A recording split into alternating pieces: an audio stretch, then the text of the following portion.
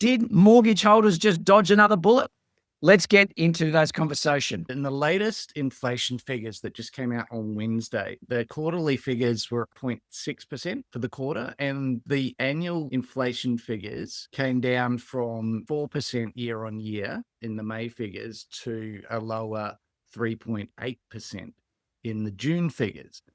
That's what we call the headline figure, which is based on the consumer price index, which is a basket of goods and services that gets measured month in, month out in terms of price changes. What's more important, though, is a measure called the trimmed mean. And when we look at the trimmed mean inflation figures, they were 0.8% quarterly and 3.6% annually, basically the same as last quarter's figures. So no change in the trimmed mean. That was steady. Now, why does the trimmed mean matter? And this, for us as investors, is the one to pay more attention to. It removes volatile movements. So things like changes in petrol prices, things like changes in travel costs get stripped out. And it gives the Reserve Bank a better read on what's really going on under the surface. It gives it a better understanding of whether inflation is more persistent than the headline figure would tell you. And the good news is that trimmed mean inflation figure came in both below market expectations and also lower than the Reserve Bank's own forecast. So the Reserve Bank had a forecast that it might be at more like 3.8% year on year, and that's coming at 3.6%. So obviously this is all still above the Reserve Bank's 2 to 3% target band, and there were some big hitters in the inflation figures when you dig below the surface and look at what is behind those figures. One of the big hitters, Brendan, is a category called housing, which might be of interest to us as property investors. That was actually up 6.8% year on year. Now, how can housing inflation be up when what we're seeing around much of Australia at the moment is actually a softening in house prices? Simon, if it's not median price, what's it making a reference to? So housing, for inflation purposes, has nothing to do with established house prices. That's not even measured in the inflation stats. What the housing category in the inflation stats is made up of is rents. What's happening with rents? It's made up of new construction costs. So what does it cost you to actually build a new home? And it's made up of energy costs, electricity, gas, and so on.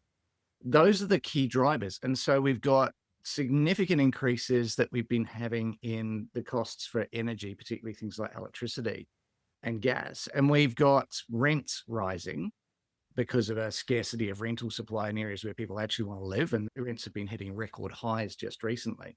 And we've got the pressure on new construction costs, partly as a result of what's been happening with the Middle East crisis and the impact on oil, and that as an input into any product that uses petrochemicals like PVC piping for plumbing, for instance, and also transportation costs because you've got to get materials to site.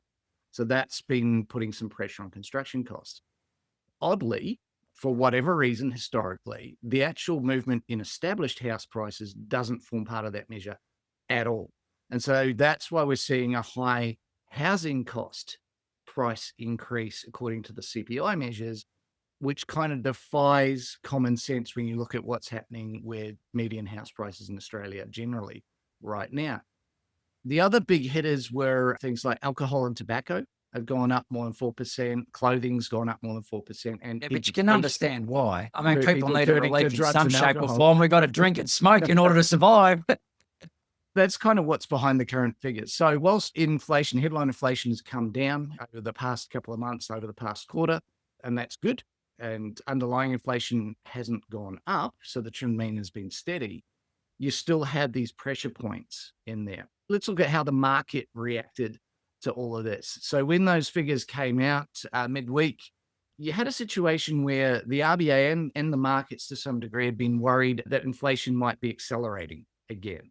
And the underlying result was certainly softer than had been feared. So what happened in the financial markets, in the money markets, they sharply reduced their odds of a rate rise happening in August.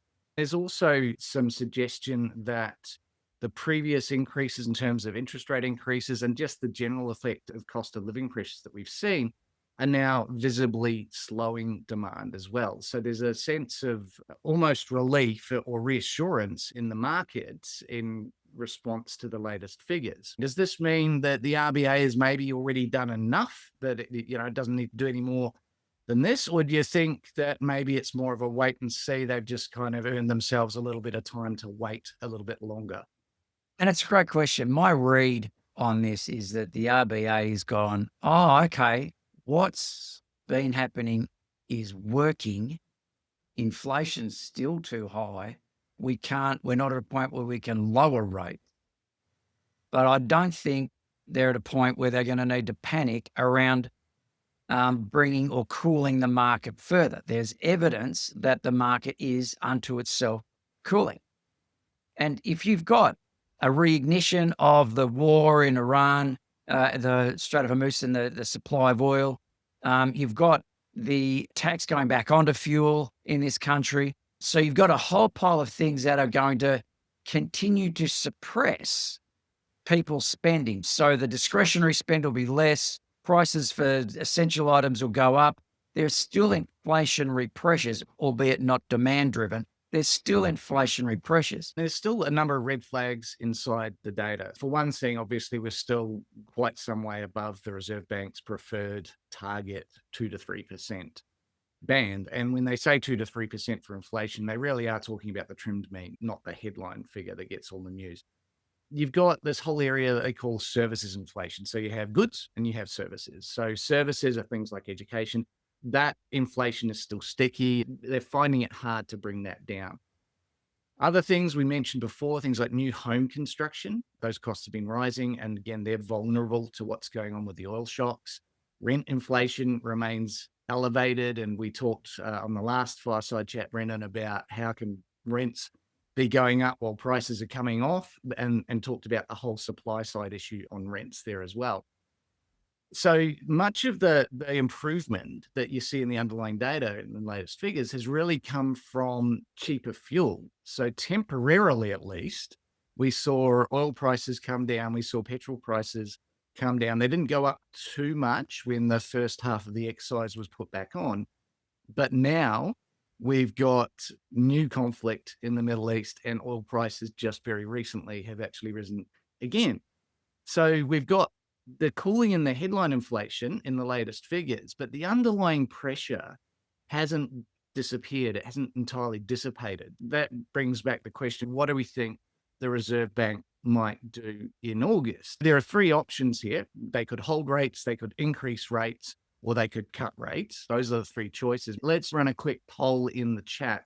What do you think will happen on the 11th of August at the Reserve Bank's next decision? Will they hold, hike, or cut rates? Brendan, let's talk about what we think's more likely. You stated that the underlying pressures haven't disappeared. And I agree with you entirely. I, in fact, think that there's still more heat in the market to come for price rises to occur on the back of the conflict for fuel, on the back of the inability to get fertilizers, lesser production of food and vegetables, and as a consequence of that, limited supply and stock, and consequently you get price rises on the grocery floor. So there's continued pressure for price growth in the basket of goods that you're referring to. Do you think they'll go up on August 11 preemptively?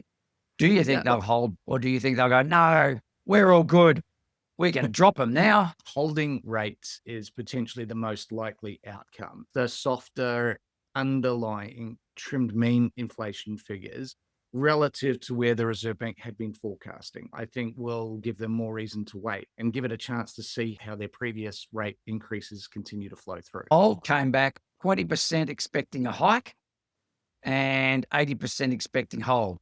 No one's saying that they're going to drop. An increase in rates is less likely, but it's not impossible. And obviously there are differing opinions about this out there, but the Reserve Bank could still have and is likely to still harbor concerns about persistent services inflation, about potentially some of those housing costs, rent costs, and new construction costs. They've seen the labor market as fairly robust, and some of the recent figures showed unemployment holding steady. And they're likely to still be concerned about the potential adverse shift in oil prices and all the uncertainty that's going on. So that makes a hike possible as a preemptive strike. But at the same time, uncertainty might give you reason to go, well, we don't want to overdo things right now. So maybe we just wait and see what happens. The cut, I don't think, is really part of the conversation at the moment. Inflation, both at the underlying trend mean level and the headline level, remains too high relative to the Reserve Bank's targets to really be talking about imminent cuts at this point. So I think the poll that we've just run probably reflects some of the split amongst economists out there as well, although it has shifted distinctly this week, more in favor of a hold than a hike. We've got an 80-20 split here. Prior to the CPI latest data coming out, it was 20% expected a hike and 80% expected hold.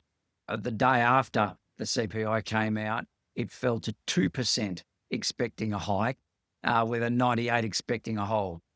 Which is interesting. And of interest as well is the one big bank, which was Westpac, that had been forecasting an increase in August, cancelled its August rate rise prediction. And they are now forecasting rates on hold for the rest of the year as well. So the attitude certainly shifted off the back of this data. It was obviously more reassuring to the markets than scary, but we've got to wait till the 11th of August to see what the Reserve Bank actually does. Let's make this real for people on the ground with their properties. What would property investors want to take away from this? It's too preliminary to start assuming cuts. If we see things on hold, that obviously injects a little bit more certainty, a little bit more confidence into the market, but it doesn't justify building any kind of feasibility around imminent cuts at this stage. And I would suggest the key takeout for investors here is to just continue allowing those financial buffers, always make sure that you can tolerate an increase in interest rates and still make your numbers make sense, and make sure you've got the reserves from a cash flow point of view to be able to tolerate that as well. And if you're doing more active strategies, renovations and new builds, just be mindful that construction costs are still rising. And so you need to make sure that you've accommodated that within your numbers. If you don't already have solid fixed price contracts in place, just expect that you might see some further creep in those build costs, and build that in to your buffers and your feasibility as well.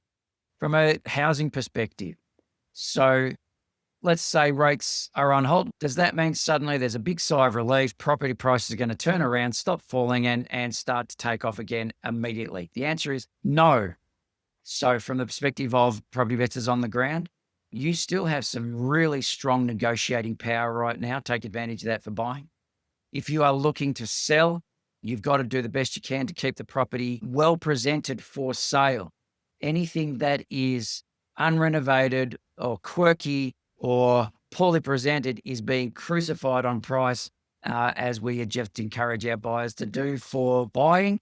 But those that are well presented and presented well for owner occupiers to walk in and just enjoy, prices are holding more firm. To that end then, don't expect if you're selling 6 months from now, but the price today will necessarily be the price you can get in 6 months' time. Don't expect that a market which has a downward momentum will suddenly arrest that momentum. Be mindful that if you're going to do a short-term in and out, adjust your sale price as well. And for developments, also be mindful of expected price. With the Reserve Bank decision coming up on the 11th of August, for our results mentoring program members, we have our get-together event coming up on the 15th of August. We will unpack the actual rates decision at that get-together. If you're in the results mentoring program, make sure that you've RSVP'd for that event and are in the room for that. It's going to be a really important conversation looking at what that means for the market, for investing strategy moving forwards, and how we should all be acting in the coming months to optimize our investing strategies.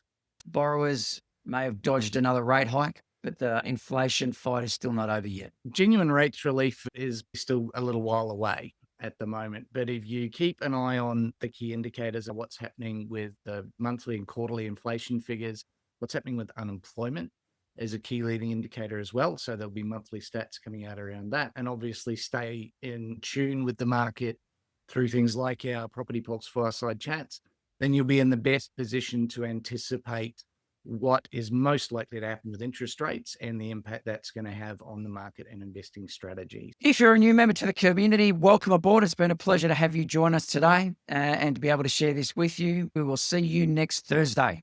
Thanks, guys. See you, everyone.